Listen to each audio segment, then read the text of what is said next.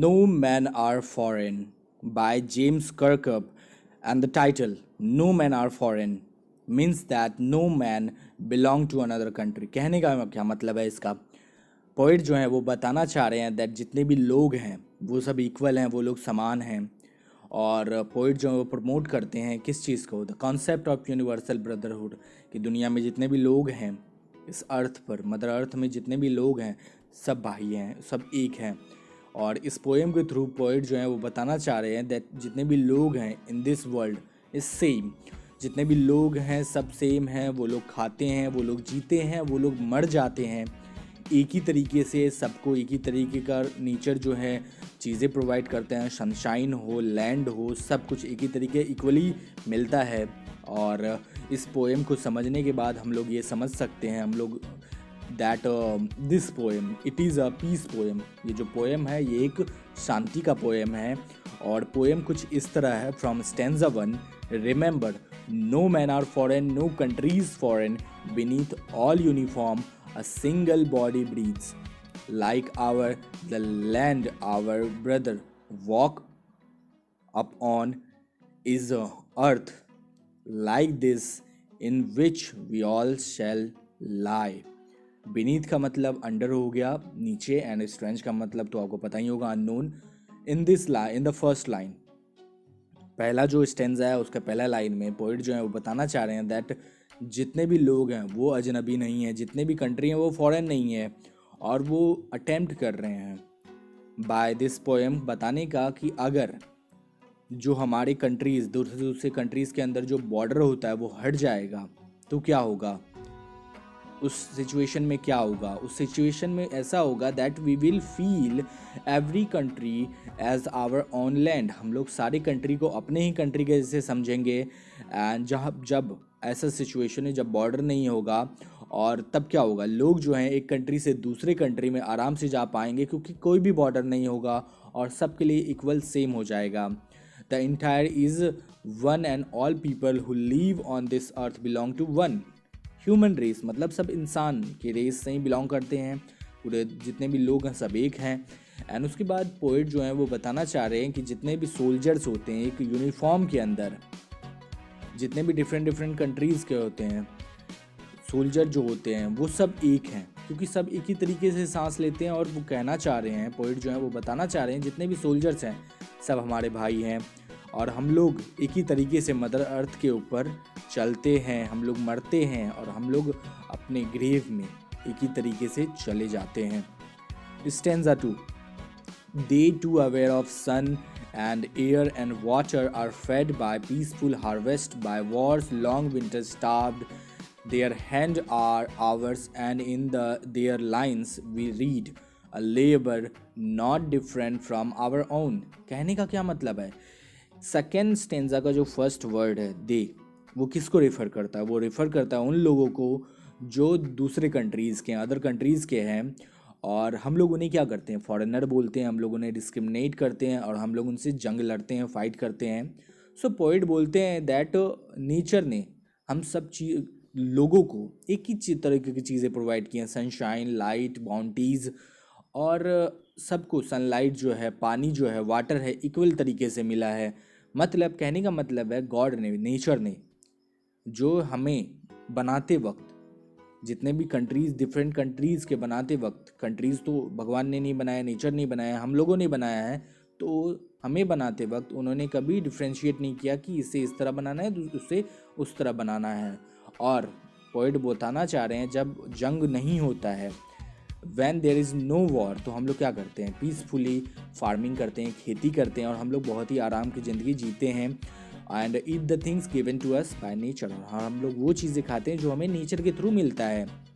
और हम लोग जब वॉर होता है, हमारे कंट्रीज़ में जब वॉर होता है, जंग होता है या विंटर का टाइम होता है, तो हम लोग स्टार्व करते हैं, हम लोग भूखे रहते हैं और हम लोग परेशान होते हैं उन सब चीज़ों के लिए जो हमें नहीं मिल पाता है। For those belonging to other countries, तो होता क्या है, इवन दूसरी कंट्री में भी सेम ही सिचुएशन होता है। जब वहाँ पे भी वॉर हो रहा हो, वहाँ पे विंटर का सीज़न हो, तो वहाँ पे भी लोगों को इसी तरीके की परेशानी का सामना करना पड़ता है. So he want to say that foreigner who belongs to another country and we both are same, मतलब हम लोग और दूसरे कंट्री के लोग सब इक्वल हैं. एंड देन पोइट सेज, इसके बाद पोइट बोलते हैं दैट उनके हाथ और हमारे हाथ भी सेम हैं, हम लोग एक ही तरीके से हार्ड वर्क करते हैं. और इस तरीके का एग्जाम्पल देखिए वो बताना चाह रहे हैं, जितने भी रीडर हैं, जितने भी स्टूडेंट्स हों, आप लोगों को पोइट ये बताना चाह रहे हैं कि हमें समझना चाहिए कि there is no difference in us and the people belonging to another country. कहने का क्या मतलब है? कहने का ये मतलब है कि जितने भी दूसरे कंट्री के लोग हैं और हम में हैं, इनमें कोई भी डिफरेंस नहीं है, हम लोगों को एक दूसरे में भेदभाव नहीं करना चाहिए. Third stanza, remember they have eyes like our that wake. हमें याद रखना चाहिए कि उनके पास भी आंखें जो हैं हमारे जैसे ही हैं, वो लोग जगते हैं, वो लोग सोते हैं हमारे जैसे ही. And strength that can be won by love, और उनके पास भी हमारे जैसे ही ताकत है, हमारे जैसे ही फिजिकल स्ट्रेंथ है. लेकिन उसको किस तरह जीता जा सकता है? अगर हम लोग उनसे प्यार से बात करेंगे तो उससे हम लोग जीत सकते हैं. इन एवरी लैंड, हर एक कंट्री में एक ही चीज़ कॉमन है. क्या कॉमन है? That is life. जिंदगी जो है वो कॉमन है. और जिंदगी आप लोग किसे बोल सकते हो? जिंदगी जितने भी जीवित चीज़ें हैं उनको आप जिंदगी बोल सकते हो. They all can recognise and understand. और हम लोग अगर उन सब चीज़ों को पहचान पाएँ, समझ पाएँ और रिकॉग्नाइज कर पाएँ कि तो क्या होगा उस सिचुएशन में, हम लोग ये समझ पाएंगे कि हाँ, वो लोग और हम में कोई डिफरेंस नहीं है. और ऐसे सिचुएशन में कोई भी जंग नहीं होगा, कोई भी फाइट नहीं होगा दो कंट्रीज़ के बीच में, दो इंसान के बीच में. और उसके बाद फोर्थ स्टेंजा में, let us remember whenever we are told to hate our brothers. हमें याद रखना चाहिए जब भी हमें बोला जाता है कि हमें हमारे ब्रदर्स को. अब आवर ब्रदर का क्या मतलब हो गया? अभी जैसे पोइट ने बोला कि दूसरे कंट्री के लोग जो हैं हमारे भाई हैं, यूनिवर्सल ब्रदरहुड, तो इसका मतलब है जब भी हमें कोई बोलता है कि हमें दूसरे कंट्री के लोगों को नफ़रत करना चाहिए और वो लोग बोलते हैं दैट वो हमारे दुश्मन है, it is our self that we shall dispossess. तो इस सिचुएशन में क्या होता है? अगर हम लोग जंग के लिए तैयार होते हैं, हम लोग हथियार उठाते हैं, तो उस सिचुएशन में हम लोग अपने आप को ख़त्म करते हैं, हम लोग अपने आप को धोखा देते हैं, हम लोग अपने आप को चीट करते हैं. और हमें याद रखना चाहिए we who take arms against each other. और इस सिचुएशन में हमें एक चीज़ याद रखना चाहिए. वो क्या चीज़ें हैं उसके बारे में फिफ्थ स्टेंजा में पोइट ने बताया है. उन्होंने बताया है that it is the human earth that we defile. अगर हम लोग हथियार उठाते हैं किसी इंसान को मारने के लिए, किसी दूसरे इंसान की हत्या करने के लिए, जान लेने के लिए, तो हम लोग क्या करते हैं? डिफाइल का मतलब क्या होता है? Pollute, make dirty. तो जो ह्यूमन अर्थ है, it is the human earth that we defile. हम लोग जो हैं, इंसान जो हैं, हम लोग हथियार उठाकर दूसरे इंसानों को मारकर जो इंसानों की डेड बॉडीज़ जो अर्थ पे गिरते हैं, उसके कारण क्या करते हैं? पूरे अर्थ को गंदा करते हैं, डिफाइल करते हैं.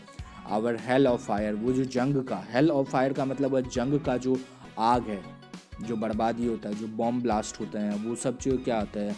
हेल के बराबर होता है, नर्क के बराबर होता है. The dust outreach the innocence. और जो इनोसेंस का क्या मतलब हो गया?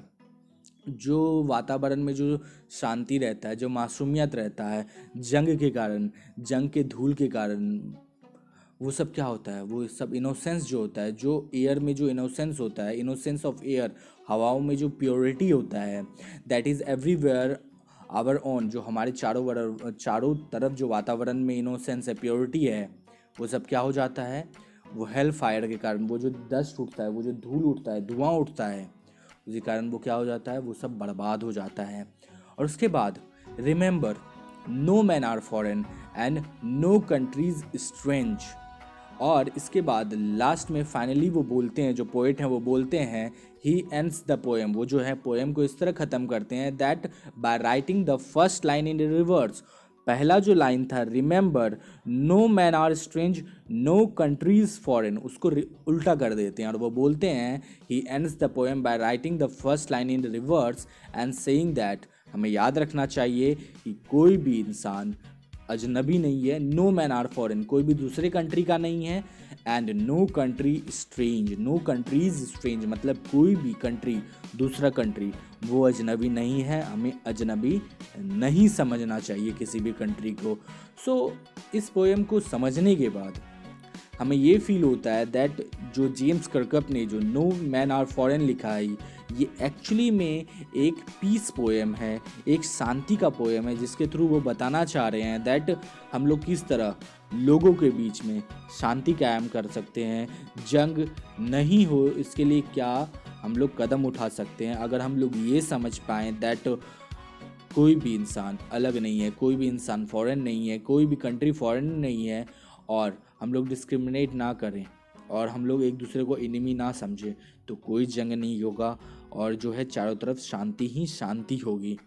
सो गाइज आई होप आपको समझ में आ गया होगा नो मैन आर फॉरेन।